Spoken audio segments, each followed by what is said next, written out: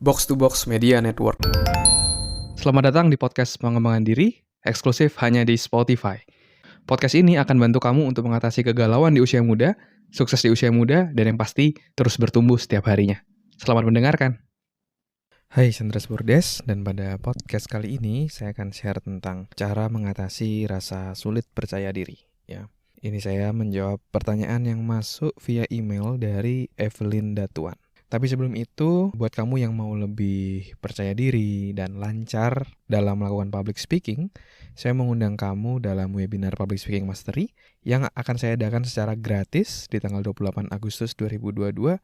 Silakan daftar dengan klik link yang ada di deskripsi. Ya. Jadi, saya akan masuk ke materi tentang gimana cara mengatasi rasa sulit percaya diri.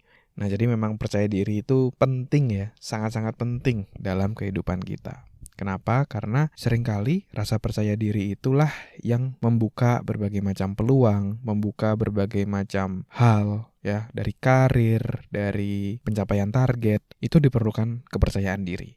Percuma seseorang misalnya punya skill, punya pengetahuan, tapi kalau dalam dirinya itu nggak percaya diri untuk menerapkannya, untuk praktek, untuk take action, ya akhirnya percuma juga kayak gitu. Jadi memang percaya diri adalah komponen ataupun syarat yang penting untuk kita bisa mencapai kesuksesan ataupun goal yang sudah kita buat.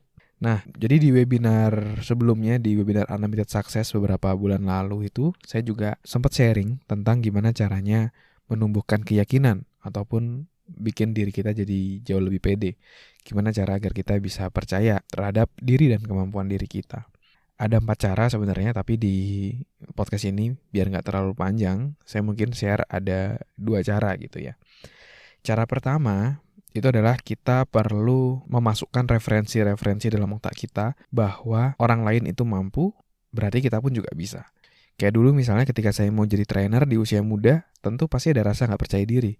Apakah mungkin seorang anak muda usia 19-20an tahun itu menjadi seorang trainer untuk di perusahaan, untuk di organisasi, dan memberikan sharing ke orang-orang yang jauh lebih tua dibandingkan dia. Saya punya keraguan seperti itu. Tapi, untuk mengatasi hal tersebut, akhirnya saya menambahkan referensi dalam otak saya.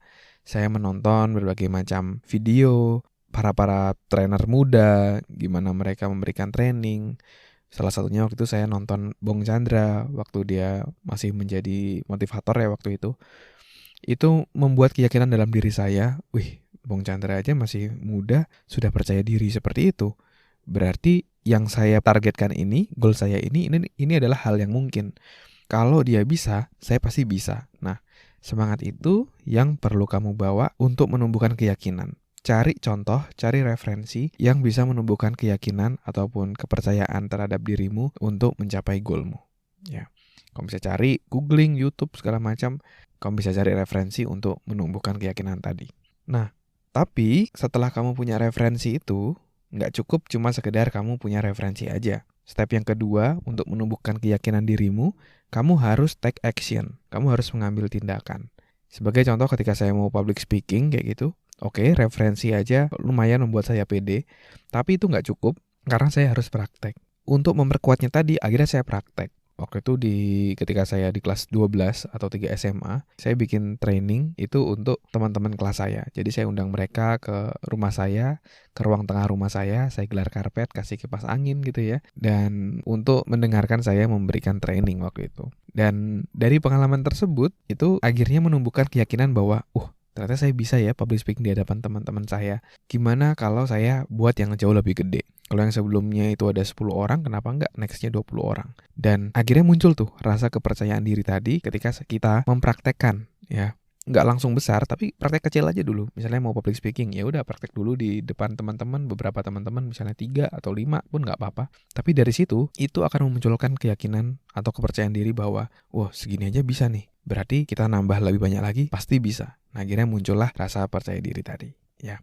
Dan ya buat kamu yang mau belajar lebih detail tentang public speaking, saya ada free webinar Public Speaking Mastery yang bisa kamu ikuti di tanggal 28 Agustus 2022. Daftar sekarang juga karena slot terbatas, klik link yang ada di deskripsi. Terima kasih sudah mendengarkan episode kali ini. Semoga bisa bermanfaat dan menginspirasi. Dan kalau kamu merasa bermanfaat, kamu bisa kasih rating bintang 5 di podcast ini. Supportmu sangat berarti untuk kami. Dan juga kamu juga bisa share podcast ini ke sahabatmu, teman-temanmu, pacarmu, gebetanmu, saudaramu, agar orang-orang di sekitarmu bisa jadi jauh lebih baik dan terus bertumbuh setiap harinya. Dan kamu bisa juga share di Instagram, di Instastory, silakan mention @andreasberdes, nanti saya akan repost. Dan buat kamu yang mau belajar bikin podcast, kamu bisa bikin podcastmu sendiri di anchor.fm. Buat kamu yang mau belajar cara detailnya, dari gimana menentukan tema podcast, gimana cara upload podcast di anchor.fm, sampai gimana agar kamu bisa konsisten bikin podcast, kamu silakan cek konten eksklusifnya, tutorial yang sudah saya buat, silakan klik link yang ada di deskripsi. Terima kasih semuanya. Never stop learning, because life never stop teaching.